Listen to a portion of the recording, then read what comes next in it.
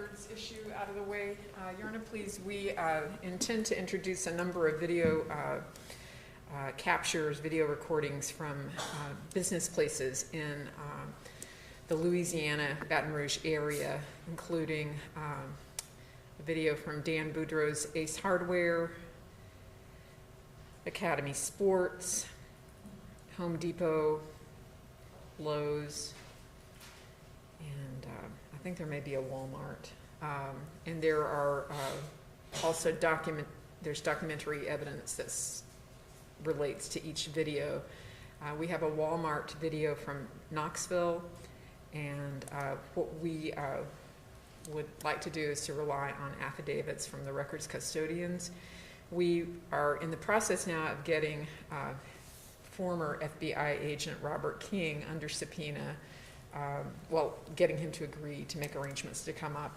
He actually is the individual who collected these recordings, working in cooperation with the East Baton Rouge Police or Sheriff's Office. So we will have, partial chain witness, but I had some pushback from a couple of people when we were getting in touch with them about making arrangements to come up for trial because of fears of flying and traveling during the coronavirus situation.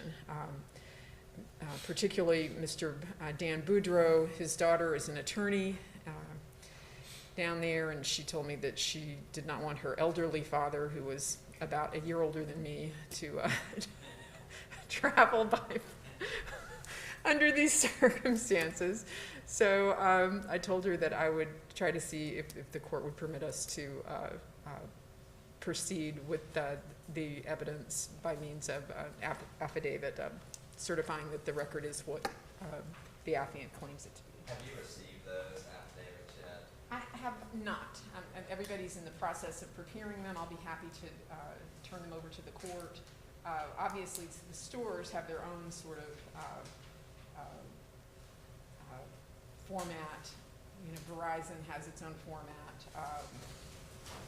But with respect to the Ace Hardware, Mr. Boudreau, this is a small business, and we just prepared a general affidavit, and she was going to get her dad to sign it and notarize it. I spoke to her yesterday, and she had received our documents, but she hadn't had him in to get it notarized yet. So I'll be happy to provide those to the court. Thank you, Cheryl. Mr. Halstead or Mr. Stevens, what's the defense response? Yes, Your Honor. We've looked at this issue. We understand Rule 902, Subpart 11 allows this. We've not seen the video, we've not seen the affidavit, so subject to the form of the affidavits being in compliance, we did not see an objection we could make. I think the case law would say that the right to confrontation doesn't apply here. These are not testimonial, what was collected.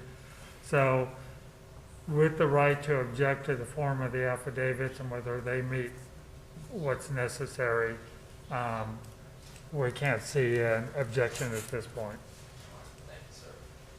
I do think that the state's plan of action is an appropriate way to introduce the records. I agree with Mr. Hall. So we just need to make sure that the records comply with 803.6. And if they are, in fact, records of regularly conducted activity and the custodian's record is in compliance with 902, then that would be sufficient for you to be able to introduce to them. So as soon as you get those affidavits, Okay. if you can provide those to the defense, if you'd like to provide them to the court, I will review those as well too. Okay. All right. So the next issue, I believe, General, has to do with the photographs you wish to present during the trial and partial video from the crime scene. Is that correct? Yes, I sent an email to everyone yesterday that sort of outlined my position. I believe that I agree with the defense on a number of the photographs, and I think we can take those just out of the, we don't need to argue about those. There are obviously a number of extremely graphic photos that we don't intend to to introduce. So I guess what I would say about, I don't know, how do you want to start? Do you want to go by section? Do you want to start with? Let me ask some defenses. And General, thank you for sending the email outlining what it was. That was helpful to me to understand what it was that you wanted to use. I'm not sure how much time the defense has had to review those and if that has affected your position. But Mr. Halstead or Mr. Stevens, have you reviewed the state's email to determine which ones they are in fact seeking to introduce? To an extent, for some reason, even though I've seen the photographs a number of times, I had a little trouble following my own numbers, the numbering, but there is one of the tubs with the bodies. Now this, I believe, is from the distance of the door, so I think that's why the state's. And I've got, just for the court, you can introduce this as an exhibit. This would be, now this isn't edited. I edited it by putting a filter on the color to diminish the color. And there is a further feature on that I can blur out what is in the tubs a little better. For some reason, I didn't get it to work properly on this one.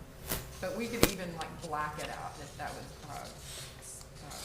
would assist. So if you want to make, this would be what I found as photograph number That's the other 239. I've got, You said 639. 239, okay, I mean, I've got a similar one, I'm not. yeah. So, problem is, Judge, that our numbers don't jive. They were done in different ways. So I could submit this as our Exhibit 1 to We'll this make that, hearing. Ms. Andrews, I'm gonna put these under seal for now until I rule for what's in this one trial. So we'll make that exhibit 1 for the hearing. And I wrote that number, and this is from the Knox County Sheriff's Office. That's the Golden View Lane address. So one of the things that I wanted to tell the court with respect to the scene photos that the defense is objecting to that depict blood evidence, I'm willing to submit those in black and white or with this color filter to reduce pigment.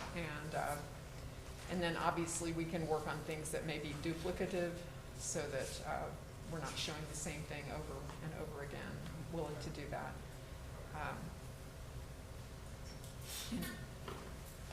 And some images, offensive portions can be cropped out.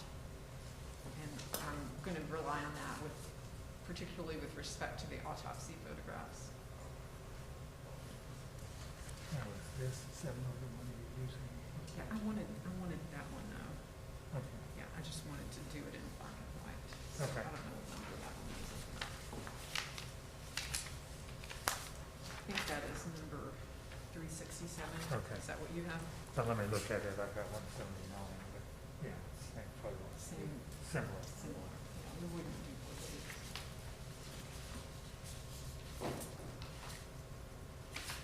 Your Honor, we would object to what they've marked as, I guess, Exhibit 1, the tubs. We would object to anything which shows, can be seen what's in the tubs. We think that would be too prejudicial and gruesome to the jury. And they can certainly describe, the pathologist and can describe what was in the tubs, and the witnesses at the scene can describe what was in the tubs without showing the pictures. And then there's another the state's going to use of the exercise room and what was found in that room. We also object, you can clearly see from the picture what it is, and the state will show that to you in a moment. And we object to that as being too gruesome and prejudicial.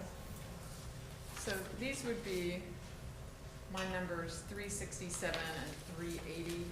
And obviously, we wouldn't seek to introduce both of them, but just figuring out one of the two.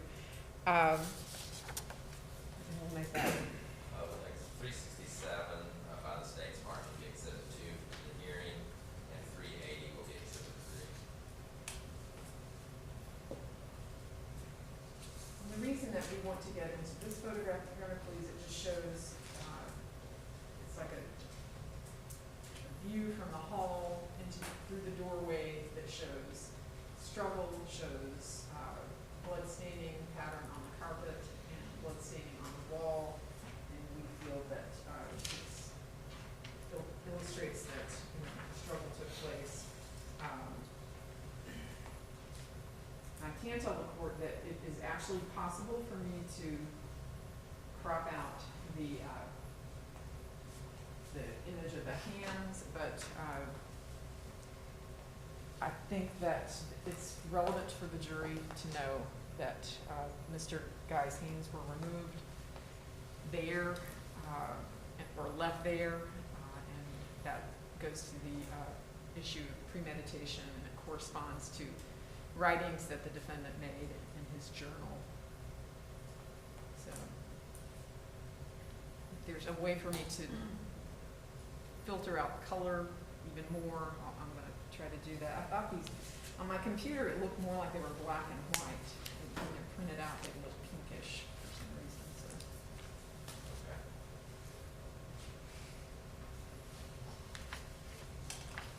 Your Honor, we think obviously with the photo of the hands, testimony will be able to cover that.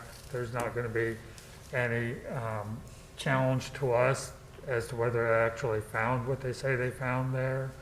So I think there's no reason for to have the pictures, given the fact that they'll certainly have witnesses to be able to say that's what they found there, and we won't be posing any objection or challenge to whether they found that there. Judge, I'm going to show you another photograph. It will be 368.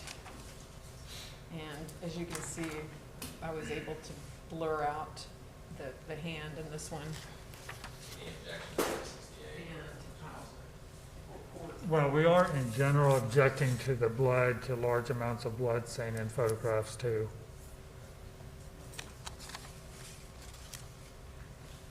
So yes.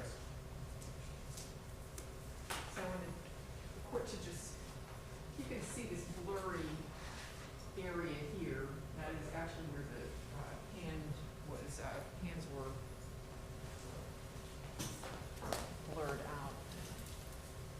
Let me make a comment on what the state has blurred out here. I'm a little bit concerned because the blur is so good.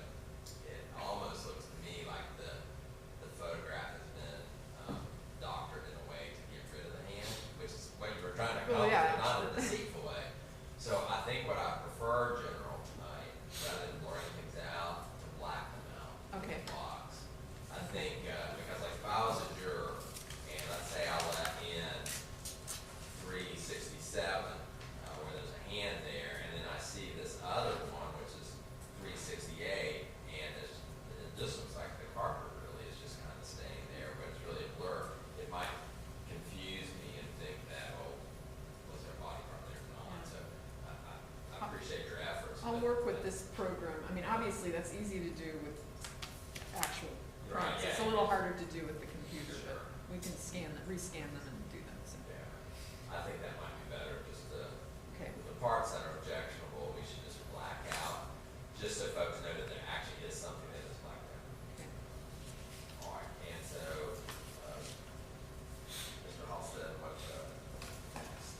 Ron, it might help me if I know what, the state can go first with this and say, Okay. here's what I intend, Okay. and I can say our position about it. Apparently, photographs number 253 and or 249 and 253, the state of the defense objected to them, and I wanted to show that I was able to crop out objectionable parts. You can see a little bit of the tub in Okay, 253, but you can't really tell what's in it. And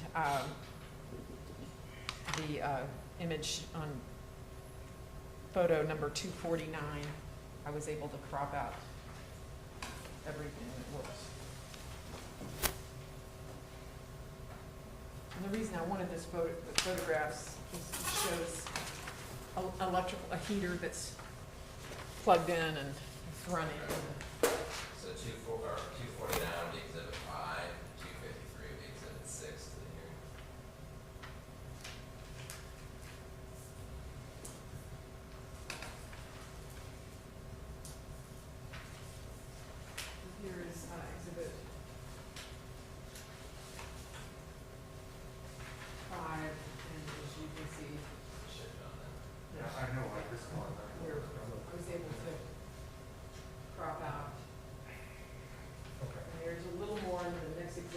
6, there's a little more of the tub showing, but it's really difficult to see what is in there. It just shows liquid.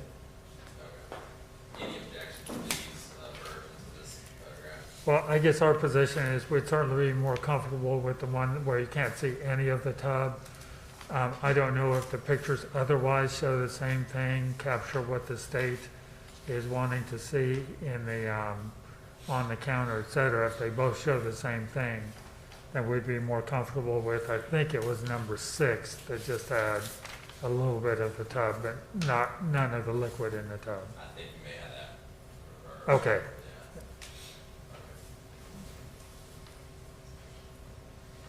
Okay, so the next 2 photographs is sort of the same thing. One, 373, I did not alter. It shows blood staining in the exercise room in an area where we will argue there was a struggle and that took place. And photo 384, which a color filter has been used to diminish the, and again, I thought this was black and white, and it turns out kind of purpley pink, but, so this one, 373 would be our next exhibit to show the unaltered. And this is just to give the court an idea for all of the blood evidence throughout the house. There will be other photographs you anticipate. In the upper hallway. So it's just to give the court an idea, and so you remember that we can filter out the color to make it less graphic.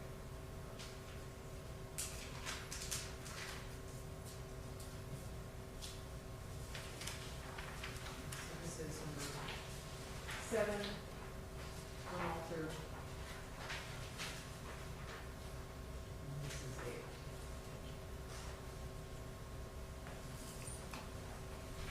We do continue our objection to any of the blood photographs. And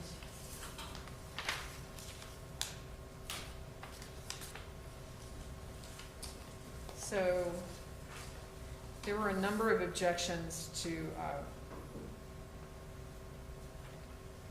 the area at the top of the stairs where Lisa Guy's clothing was found, along with a knife, scissors, and some chemicals, solvents. And I think the defense objected to all of those. So, What was the basis of your objection on that? Well, when you see the photographs, you'll see the great amount of blood evidence, and we were afraid that would be too gruesome and upsetting and too prejudicial. Thanks. and my response is, can we project some of those? Ready? The ones that, at the top of the stairs? Yeah.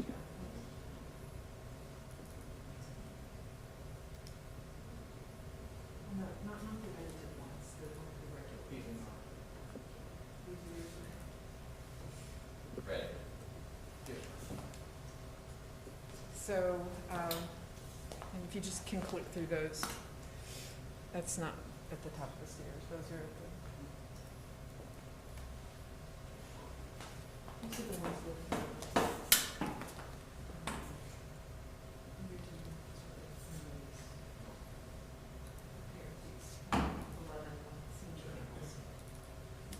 Okay, here we go.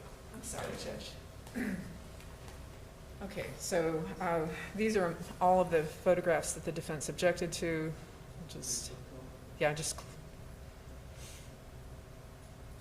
I didn't make prints of all of them.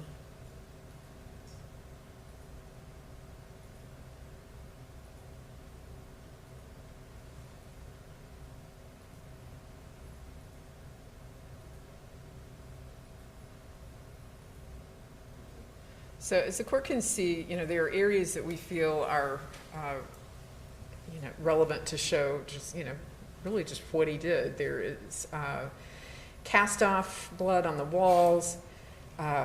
The blood evidence is relevant to our theory of how and when she was attacked.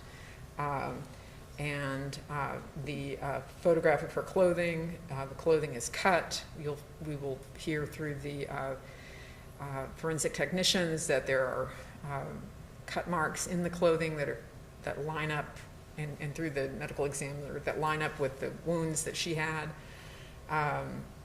And just the fact that the cleaning, the solvents, the chemicals are there, along with a knife and the scissors. You know, all of this shows the jury what happened, shows the ferocity of the attack, and where it took place. So I don't know that we'll need to use all of them, but I think that they're relevant. And if you will, I took probably the most graphic one that's 184, that shows the biggest blood stain. We'll make that Exhibit 9 to the hearing. And Representative this White. is with the filter on it. And again, we can do that with all of these photographs.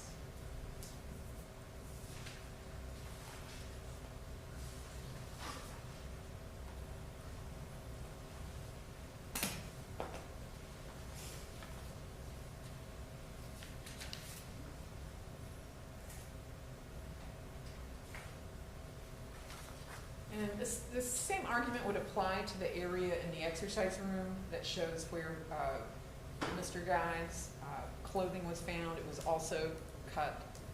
It was also left in a pile there. Strong indication that he was murdered in that room. Cutting instruments found there, and we believe it just establishes the scene. And there is one more photograph that the defense objected to, and I think I cropped it. This is 393, and it's from the exercise room, and it just shows cast-off blood along the wall that's perpendicular to that corner where you saw a great deal of blood staining. 393.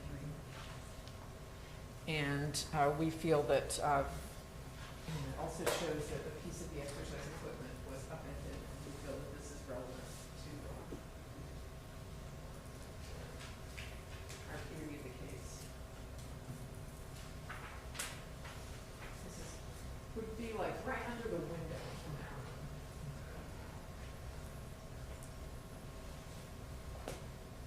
So again, Your Honor, please, we can work on our pictures and try to narrow down so that we're not making a lot of duplications. I mean, how sometimes we will go through a crime scene and we will, in trial, and we'll show photographs as the investigators see it when they first go in, and then we go back after they put the markers on. I can work on that to try to narrow that. But I guess what I want to know, I'm happy to work with the defense on that, but I believe that particularly with respect to their objections about blood staining, that it's relevant, and there are measures that we can take to eliminate prejudice as much as possible in a case like this. We have agreed not to publish any photographs of the bodies inside the tubs. We have agreed to not publish photographs of Mrs. Guy's head, which was in the pot on the stove in the kitchen area, although I will seek to introduce a photograph of the covered pot and the pot on the stove. But we're not seeking to introduce anything with respect to that. We aren't seeking to introduce photographs that the medical examiner's office took after they emptied the tubs and assembled the parts of the bodies to determine who was who. And our autopsy pictures, there just really aren't that many that I can use, but I wanted to show you what I had done with some of them in the books that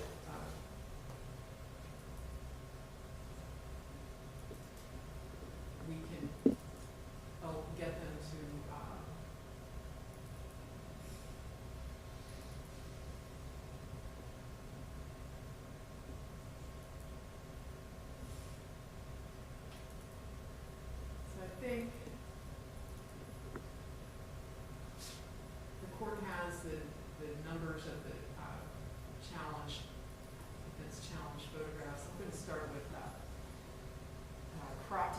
images and edited images of Joel Guy's senior's autopsy. If we could turn on the. Ready. These have had a color filter put on them. These are photographs are taken after the hands were clean. I have edited them so that you do not see the cut marks on the wrists. You can't really tell if the hands were detached from the wrists through these photographs. Just scroll through, Hector. And again, a color filter. The reason these photographs are relevant, Your Honor, please, is it shows a defensive wounds on both of these hands. Keep going. And this is for just your comparison of what it would look like if there was not a color filter on it. So keep going.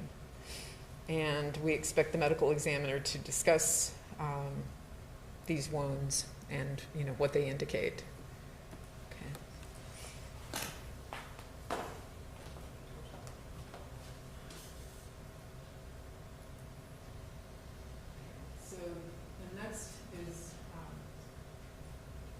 Obviously, I'm going to try to find the best photograph possible. But these indicate wounds to Mr. Guy's torso. The jury will hear that there were over 40 stab wounds, sharp force injury wounds in his body. I have edited these to eliminate color and to eliminate evidence that the limbs were detached from the torso. If you could just scroll through those, Hector. Okay.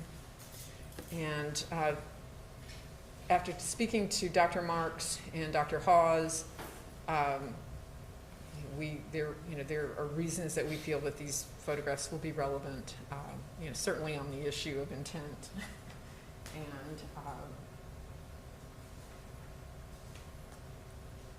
and in relation to the type of weapons that were found at the scene.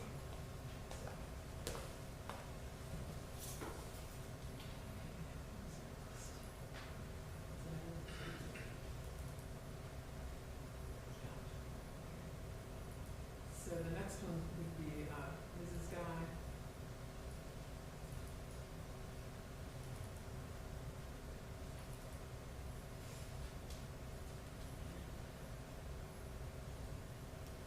This wound, and it's going to take Dr. Hawes to explain, but this marking, this dark, I have my pointer set up. I've got a new laptop and I don't have it connected yet.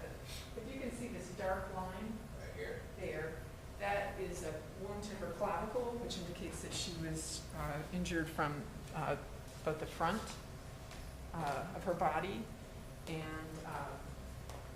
Dr. Hawes will explain her findings on that.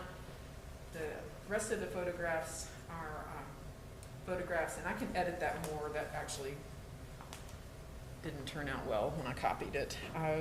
What we're trying to establish here is I can crop it out so that the jury will not be able to see that her head was detached from her neck and that her arms were removed, but she was stabbed 31 times in the back and buttocks. Keep going.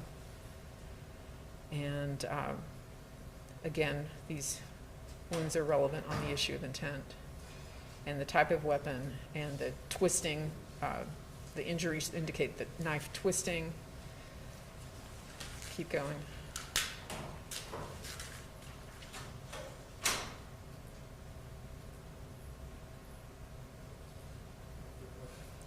So what we will attempt to do is choose the best of those that, rather than all of them, duplicating them. But I'll do a better job on that edit, on the cropping those. There is also, is that it?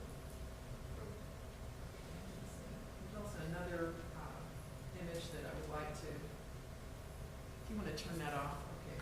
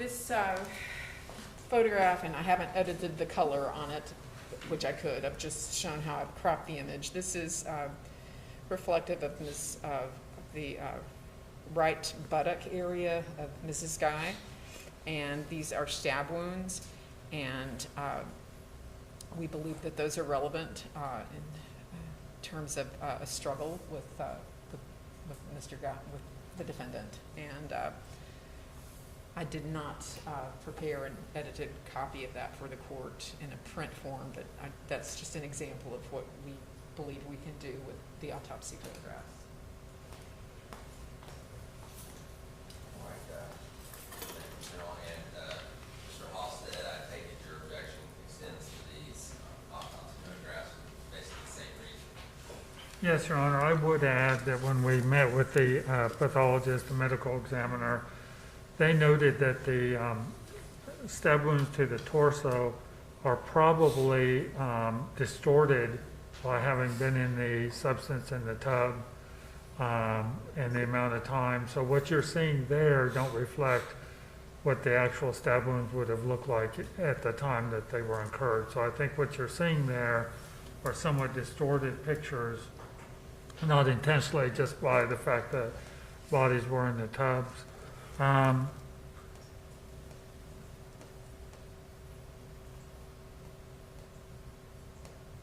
So we would object to the photographs of the stab wounds in that way. We probably can't object too much to the way she's cropped the photos of the injuries to the hands. We understand that those will probably come in showing, I guess we're going to show defensive wounds, knife cuts on those hands. But we do think the stab wounds to the torsos can clearly be described. They'll probably have a diagram showing those same things. And because the wounds are distorted from their initial states, we would object to those. And I would just point out, Judge, that we also charged Mr. Guy with abusing a corpse, and so all of the photographs are relevant on the issue of the condition of his body, of their bodies. We haven't talked about the photographs that Dr. Marks has. They were included in a report that I got, and I didn't scan them. But I have copies for the court to look at. Injuries to the ribs, is that what you're? Yes, so they show, did I give you those? I had those through email, yes. Okay, I wasn't sure if I'd given those to you, but we submit that these are relevant, and I don't think they're particularly inflammatory. We have agreed not to use any photographs of skulls, so. I think you received that email as well, which also you received on it. Yeah. Do you have any objection to those photographs that Dr. Halls was referring to in that report? Dr. Marks. Dr. Marks. Marks, I'm sorry. No, I don't, with the caveat that she's agreeing not to use the one of the skull. Okay. And you're- Yes. All right, well, let me say this. I think the state has done quite a commendable job of being sensitive to this issue. The charges in this case involve 2 counts of first-degree murder and abuse of a corpse. And so most of the photographs that have been presented to the court this morning that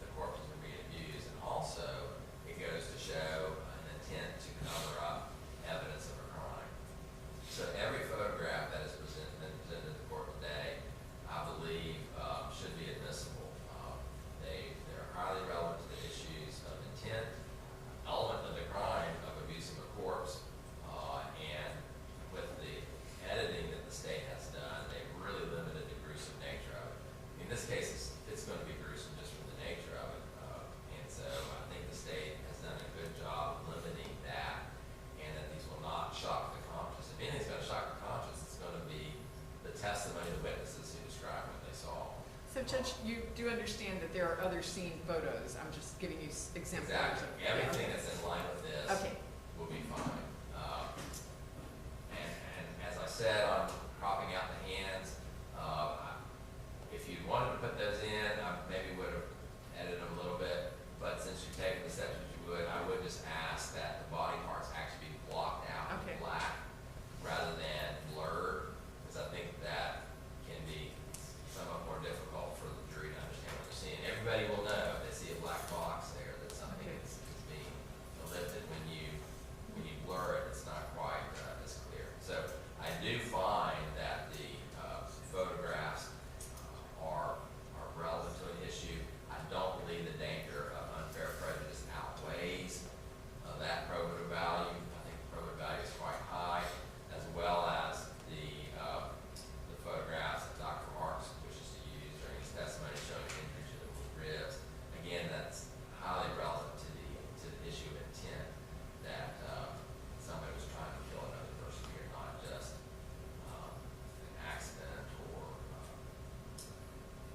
again, I don't know if it's sensitive, but it's highly relevant to the issue of the intent to kill. And I think that the state has done a good job again on limiting the gruesomeness of them. So I think, as these are representative as a whole, I think I would have no problem at all. I do suggest, General, on the autopsy pictures, that you black out the severed areas. Yeah, I really thought that I had edited that out. It's just when I printed them, it didn't show that. So what I was seeing on my screen is not what was, there was more. If you wish to crop the picture, that's fine. If you wish just to black it out, Okay. that would be fine as well, too. The other thing that I wanted to remind the court is I did in my email, I also indicated which areas of this crime scene video we're willing to edit out. I don't know that they've had a chance to look through that and see if there's any more, so we may need to bring, once I get in agreement with the defense about the areas that are to be edited out, we will, if we need to submit the edited video to you for your approval, that's, Yeah, I would I'm like willing to to see do that. that. Okay. before transfer. okay. So, and I just put the time markers Right, down, right. so I may have missed something. I'll look at that. All right, so I'm going to deny motion in limiting number 1 to exclude the crime scene autopsy and forensic photos. I'm going to wait on the crime scene video until Okay. action scene. All right, that is all that I had, that I was aware of. I don't know any other issues. I had a question about the questionnaire. Oh, yes. And I guess just the way, do we have any more guidance on how we're doing the voir dire, where, what, under what circumstances? And I wanted to know, I mean, the court's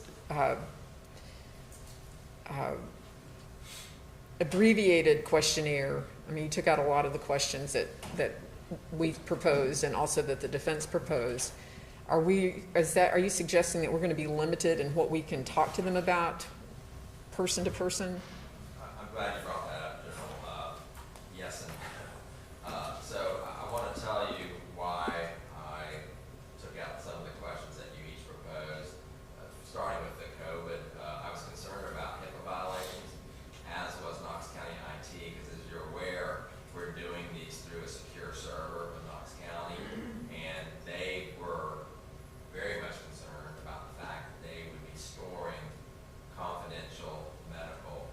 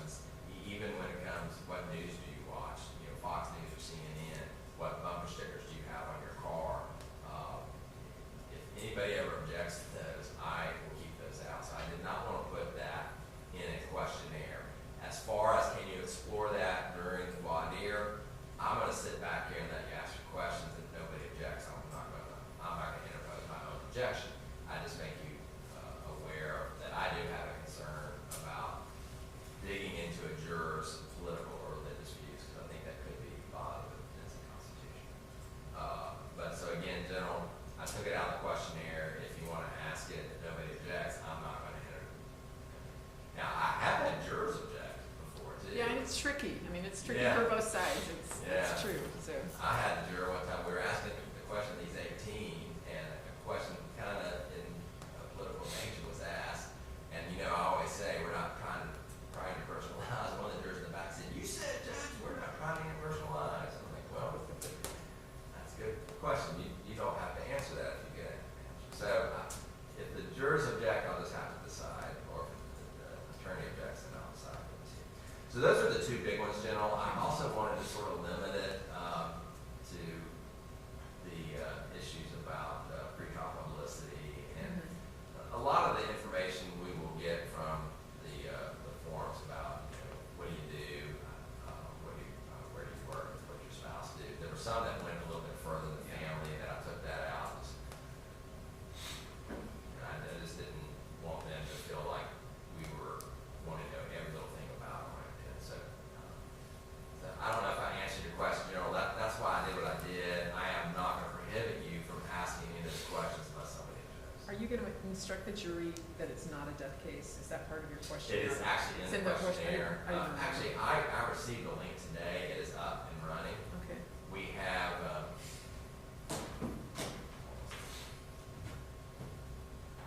I just didn't remember if that was in there. oh, thank you.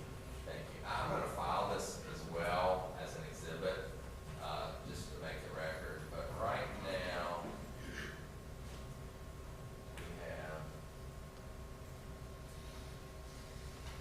already people who said that they are available for those times. 28, 39 already, and they've got another couple weeks. And I will show you right now. I'll send you a copy of this link, show you what it looks like. So the jurors are going to start receiving this email today,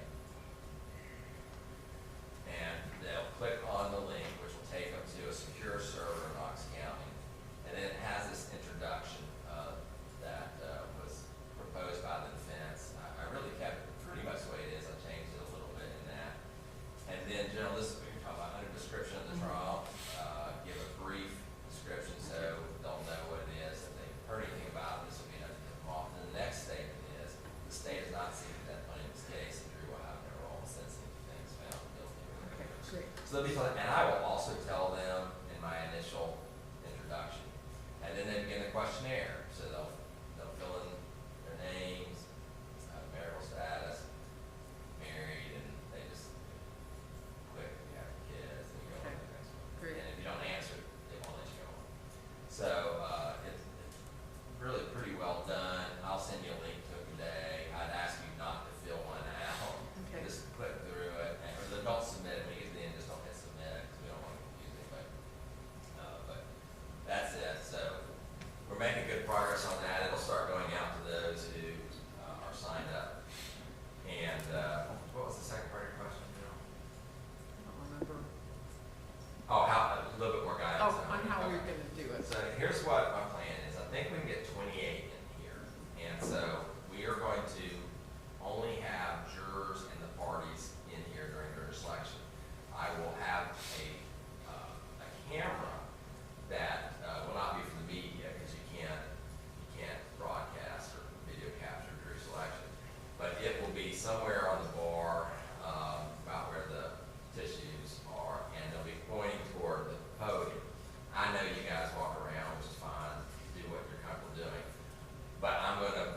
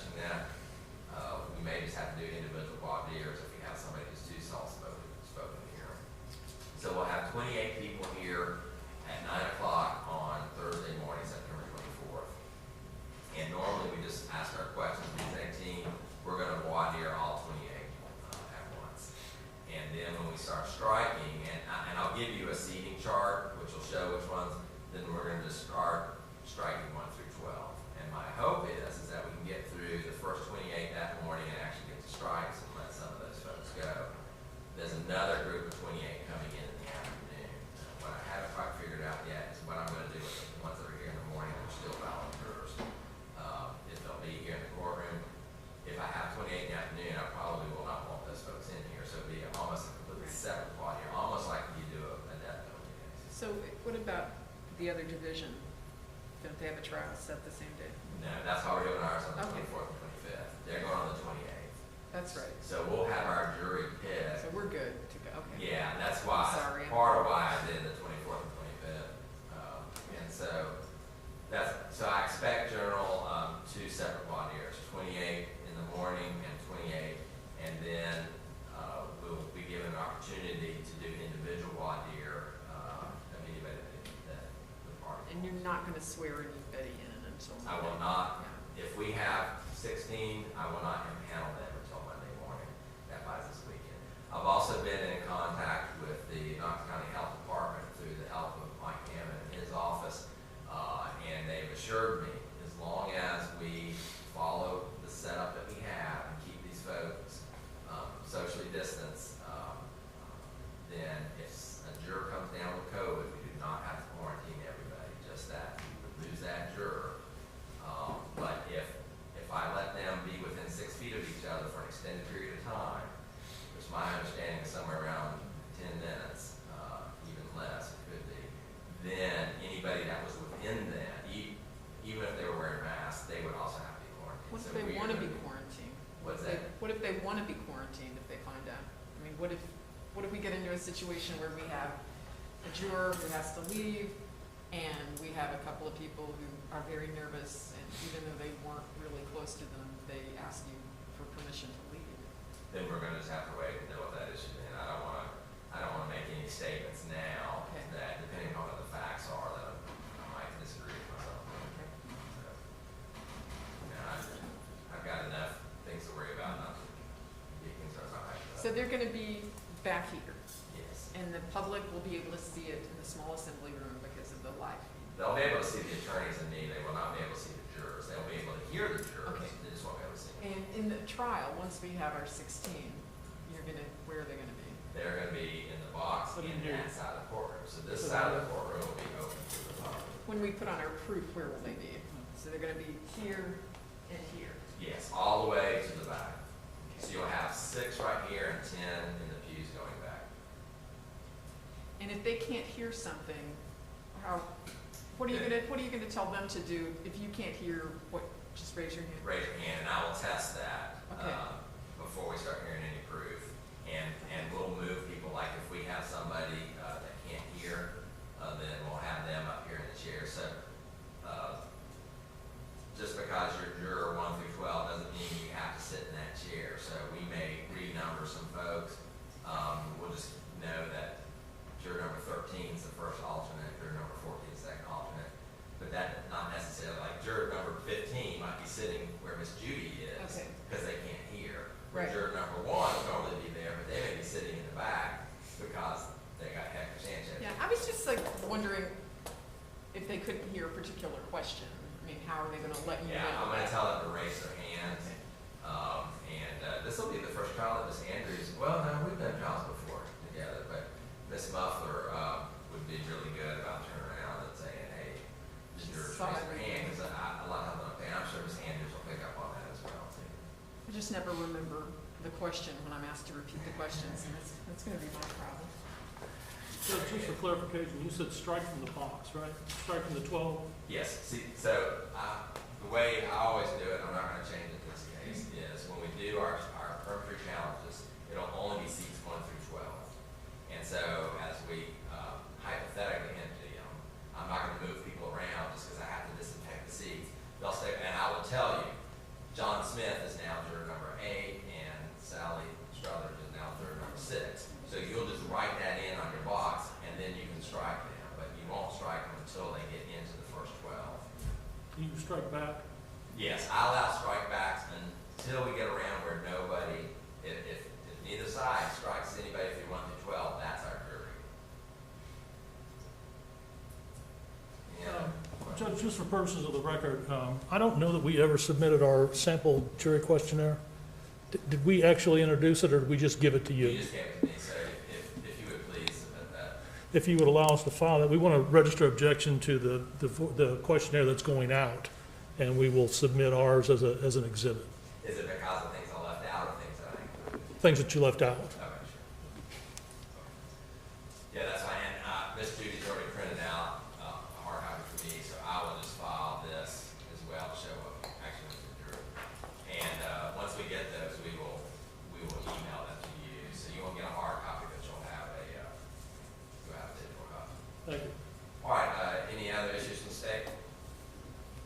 don't think so at this time. I hope my affidavits are sufficient. Yeah, the key is on those, mostly comply with 803.6. So just as soon as you get them, General, send them to me and CC the Okay. defense. All right, anything else for the defense? No, John. All right, thanks folks for your hard work. I will see you soon. Of course, we'll take a short recess and we'll come back and continue with state defense.